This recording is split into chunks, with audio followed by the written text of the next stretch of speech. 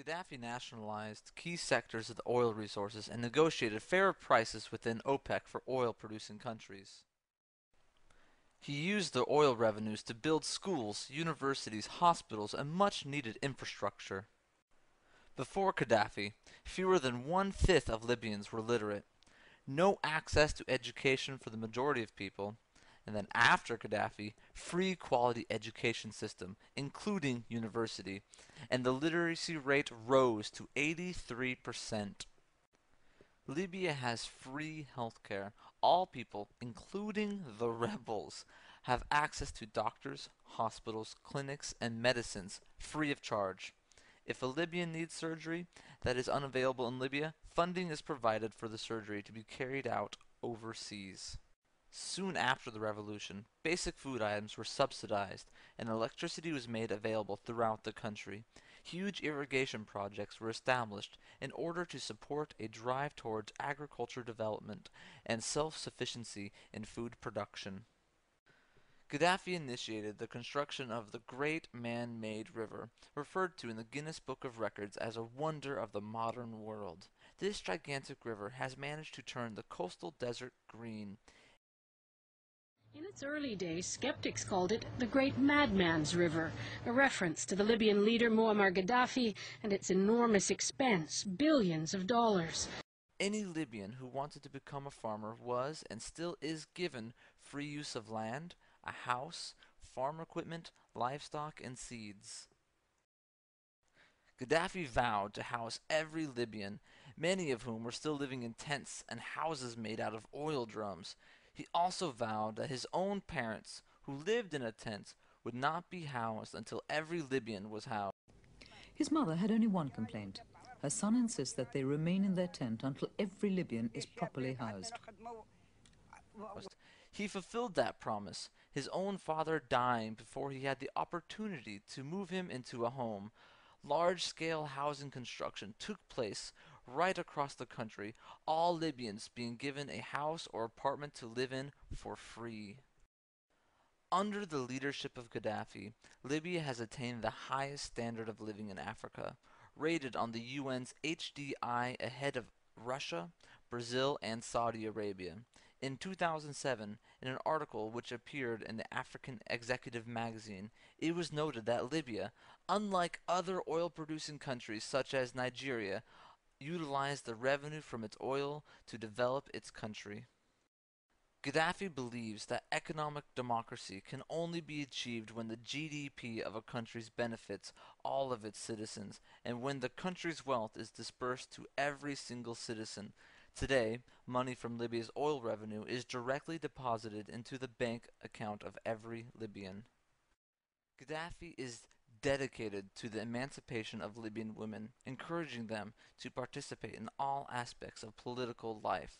The revolution ensured that women gained full access to education and has actively encouraged acceptance of female paid employment. Libya is a very traditional society, and these moves by Gaddafi have been met with stiff resistance, especially by the forces in Benghazi. He opposed the U.S. invasion of Iraq and condemned those Arab leaders who supported the so-called coalition of the willing, earning the wrath of the Saudi monarchy when he said that the Kaaba was under the yoke of American occupation, and questioned what meaning the Hajj has for Muslims as long as the American occupation of the sacred house of God continues. In October of 2010, Gaddafi was the first and only leader in the Arab world to formally apologize for the Arab role in the trade and capture of Africans. This infuriated Arab leaders, disgruntled with the arrogance of the Arab leaders and the continual thorn in their side, as he openly criticized their hypocrisy and servitude to Western imperialism. Gaddafi became isolated in the Arab world. He called on the African Union to give representation to Africans in the U.S., Europe, the Caribbean, and South America. In a recent speech, he said, "From now on, by the will of God, I will assign teams to search investigate, and liaise with the Africans in Europe, and to check their situation. This is my duty and role towards the sons of Africa. I am a soldier for Africa. I am here for you, and I work for you. Therefore, I will not leave you, and I will follow up on your conditions. One of Gaddafi's most controversial and difficult moves has been his determined drive to unite Africa with a shared vision for the true independence and liberation of the entire continent. He has contributed a great deal of his time, energy, and large sums of money to this project. When war broke out in Uganda, the Congo, Ethiopia, and Eritrea, Gaddafi negotiated ceasefires, part of his long-held dream of creating a unified continent called the United States of Africa. While the Libyan revolution has irritated the West since its inception, and although they never forgave Gaddafi for nationalizing Libya's oil, the most worrying move has been his call for the unification of Africa. After years of tireless effort on the part of Gaddafi and the Libyan revolutionary movement, the idea of a United States of Africa is gaining real momentum and support on the continent.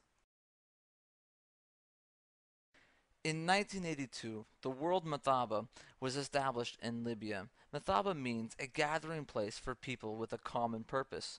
The World Mathaba brought together revolutionaries and freedom fighters from every corner of the globe to share ideas and develop their revolutionary knowledge. Many liberation groups received education, training, and support from Libya. These are just some of the groups that Gaddafi has helped, and because of his support, Gaddafi's been labeled a terrorist. Nelson Mandela called Gaddafi one of the 20th century's greatest freedom fighters and insisted the eventual collapse of the apartheid system owed much to Gaddafi and Libyan support. Mandela said that, in the darkest moments of our struggle, when our backs were to the wall, Muammar Gaddafi stood with us.